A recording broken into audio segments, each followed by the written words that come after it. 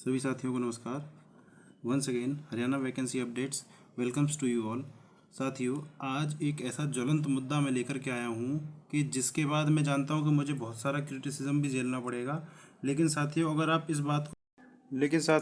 आप इस विश्लेषण को समझ गए ना, तो ये वीडियो आपको बहुत मेंटल रिलीफ देने का काम करेगा। साथियों, थंबनेल देख करके आपको लग रहा होगा कि ऐसे ही हवा बनाने के लिए कुछ भी थंबनेल लगा दिया है, लेकिन साथियों ऐसा बिल्कुल भी नहीं है। ये वीडियो सिर्फ आपको मेंटली रिलीफ और आपकी टेंशन को रिलीज़ करने के लिए ये विश्लेषण मैं लेकर के आया हूँ। मुद्दे पर चलते हैं साथियों। जैसा कि हम भी जानते हैं कि जनवरी के टाइम पर एचएसएससी इतनी तेज़ कोताही मचा रहा था कि किसी भी तरीके से रिजल्ट निकल जाए। ये इनके इन प्रकारेण कुछ भी करके रिजल्ट निकालना चाह रहा था। आपके सामने आज न्यूज़पेपर की कटिंग्स लेकर के आया हूँ। ये सिर्फ जनवरी माह से लेकर के मार्च के फर्स्ट वीक तक की ये सारी कटिंगें हैं। सबसे पहले चलो आप इसी को देख लीजिए कि टीजीटी के 5 ग्रुपों से ज़्यादा उम्मीदवार कम। 5 ग्रुपों में पद ज़्यादा हैं लेकिन उम्मीदवार कम है। दैनिक सवेरा ने टीजीटी रिजल्ट को लेकर कोर्ट से अनुमति मांगने जाने की संभावना पर जो खबर आई थी उसमें भोपाल सिंह खत्री जी ने बताया था। ये खबर ज़्यादा पुरानी नहीं है दोस्तों। ये खबर सिर्फ फरवरी से भी पहले की है और जनवरी के आसपास की है ना, कि 25 जनवरी के आसपास जो डेट लगने वाली थी उस पर थी। सामाजिक आर्थिक मानदंड अंकों के टीजीटी जिन कैटेगरियों में कोई प्रभाव नहीं है, ये भोपाल सिंह खत्री जी ने बताया है। आपको यहाँ ये पॉइंट देखने वाला है इस खबर में, आपको सब कुछ यहीं से क्लियर हो जाएगा। ये देखिए, भोपाल सिंह खत्री जी के द्वारा ये बताया गया है कि हाई कोर्ट में सुनवाई में ये बात हम अपनी तरफ से रखेंगे कि सामाजिक आर्थिक मानदंड अंकों का टीजीटी के जिन पोस्टों पर कोई प्रभाव नहीं है उनका रिजल्ट घोषित करने की अनुमति दे दी जाए। ये देखिए साथियों, इसका क्या मतलब हुआ कि इसमें कहीं भी इन्होंने सोशियो इकोनॉमिक क्राइटेरिया का जिक्र नहीं किया कि अगर सोशियो इकोनॉमिक क्राइटेरिया का जिक्र करते तो हो सकता था ये इसमें ये भी कह सकते थे कि हम सीईटी के 5 अंकों के अलावा सोशियो इकोनॉमिक क्राइटेरिया के लिए भी कोर्ट से अनुमति मांग रहे हैं। कोर्ट से अनुमति तब मांगते अगर कोर्ट ने उस पर कोई रोक लगाई होती। Sorry for the inconvenience. साथियों, अगर एक्सपीरियंस केस को लेकर के कोर्ट ने कोई रोक लगाई होती तो एचएसएससी उसके लिए अनुमति मांगता, लेकिन कोर्ट ने जो रोक लगाई है वो लगाई है सोशियो इकोनॉमिक क्राइटेरिया के ऊपर। इसमें साफ साफ लिखा हुआ है सामाजिक आर्थिक मानदंडों के अंकों का टीजीटी की जिन कैटेगरी पर कोई प्रभाव नहीं है, टीजीटी की जिन कैटेगरी पर कोई प्रभाव नहीं है उसका रिजल्ट घोषित करने की अनुमति लेकर के और रिजल्ट निकालने का काम हम करेंगे। ये देखिए साथियों, ऐसा इसलिए मैं इतनी उसके साथ कह रहा हूँ क्योंकि इन्होंने उदाहरण दे के भी बताया कि फाइन आर्ट्स में 1600 पद हैं लेकिन उम्मीदवार 500 हैं। TGT Urdu, TGT physical education, TGT Sanskrit और टीजीटी म्यूजिक कैटेगरी के लिए भी बताया। लेकिन इसमें अगर एक्सपीरियंस केस एक बड़ा मुद्दा होता तो ये इतने एग्जाम्पल नहीं देते इसमें। फिर आप यहाँ ध्यान दीजिए कि टीजीटी संस्कृत, म्यूजिक और टीजीटी उर्दू, इनकी बात तो मैं बिल्कुल नहीं कर रहा, लेकिन फिजिकल एजुकेशन के मामले में मैं बता दूँ कि कैंडिडेट्स जो हैं रिटन एग्ज़ाम देने के लिए लगभग 2200 कैंडिडेट्स पहुँचे थे।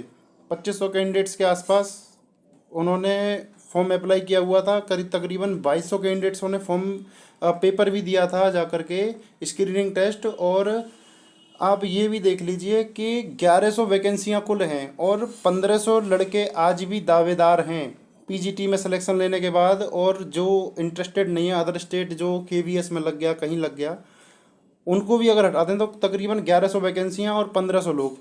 फिर भी उस पर भी ज्वाइनिंग कराने के बारे में ये विचार कर रहा था एचएसएससी आयोग। और जब प्राइवेट एक्सपीरियंस केस का इन कैटेगरियों पर music, Sanskrit, physical education, Urdu, इन पर कोई असर नहीं है तो और वैकेंसियों पर भी कोई असर नहीं है। यहाँ से आप, मुझे लगता है कि आपके दिमाग में ये स्टोरी क्लियर हुई होगी सीधी सीधी कि ये देखिए, जो भी भर्ती के अटकने का मेन कारण है वो मेन कारण सिर्फ और सिर्फ सोशियो इकोनॉमिक केस है। अगर सोशियो इकोनॉमिक केस को लेकर के कोर्ट ने अनुमति दे दी होती जनवरी में तो आप ये समझ लीजिए कि ग्रुप डी के साथ ही टीजीटी का रिजल्ट भी आ गया होता।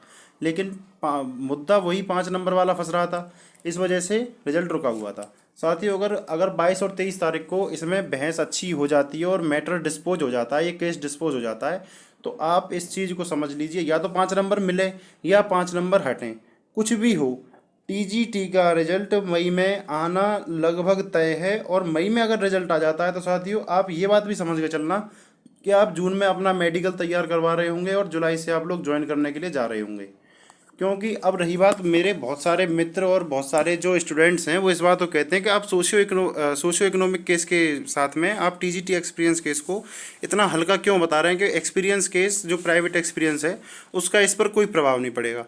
तो साथियों वो कहने का मेरा कारण सिर्फ इतना है, क्योंकि ये देखिए इतनी सारी ये खबरें जो जनवरी माह में आई थी और फरवरी माह में आई थी वो सिर्फ और सिर्फ इसके लेके ही आई थी। और साथ में एक खबर मेरे पास ऐसी भी थी इसमें जो मुझे नहीं, हाँ शायद यही है, उसमें लिख रहा है देखो टीजीटी रिजल्ट घोषित करने के लिए एजी ने हरी झंडी नहीं दी, क्योंकि इसमें भी वही चीज़ निकल करके आ रही थी। इसमें भी कहीं भी प्राइवेट एक्सपीरियंस का कोई जिक्र नहीं है, इसमें भी कहीं भी प्राइवेट एक्सपीरियंस का कोई जिक्र नहीं है। यहाँ तक कि कोर्ट ने भी प्राइवेट एक्सपीरियंस को लेकर के इस भर्ती को बिल्कुल नहीं रोका है। कोर्ट ने बिल्कुल भी इस बात को नहीं कहा है कि आप रिजल्ट नहीं निकाल सकते, आप किसी भी उसको देख लेना। तो साथियों मेरा सिर्फ कहने का मतलब यही था कि आप जो बेरोजगार यात्रा निकल रही है आप उसको सपोर्ट करिए। पहली चीज़ इसलिए क्योंकि वो एक शांतिपूर्ण मार्च है और सरकार के कानों तक अपनी आवाज़ पहुंचाने का एक जरिया है। वो बहुत एक तरीके से कह लो संवैधानिक तरीके से हमारे साथ ही काम कर रहे हैं। सारे लोग पढ़े लिखे हैं, ग्रेजुएट हैं, और तो संवैधानिक दायरे में रह करके ही सारे काम कर रहे हैं। और मैं साथ ही ये भी कहना चाह रहा था कि जो टीजीटी का जो केस जो फंस रहा था वो इसलिए सीईटी 5 मार्क्स से इसलिए रिलेटेड है क्योंकि टीजीटी की जो वैकेंसी है वो लेवल 7 की वैकेंसी है।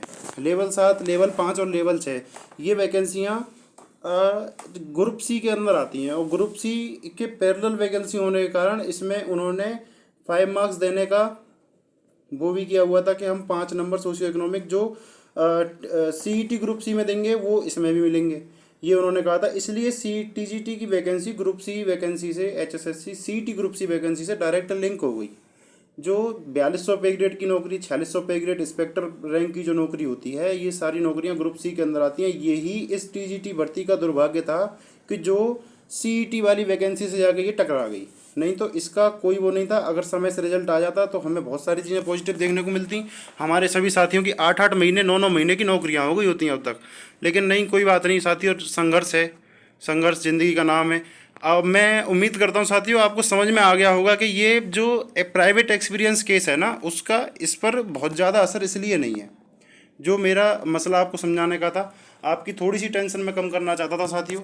बने रहिए हरियाणा वैकेंसी अपडेट 365 के साथ। जय हिंद साथियों।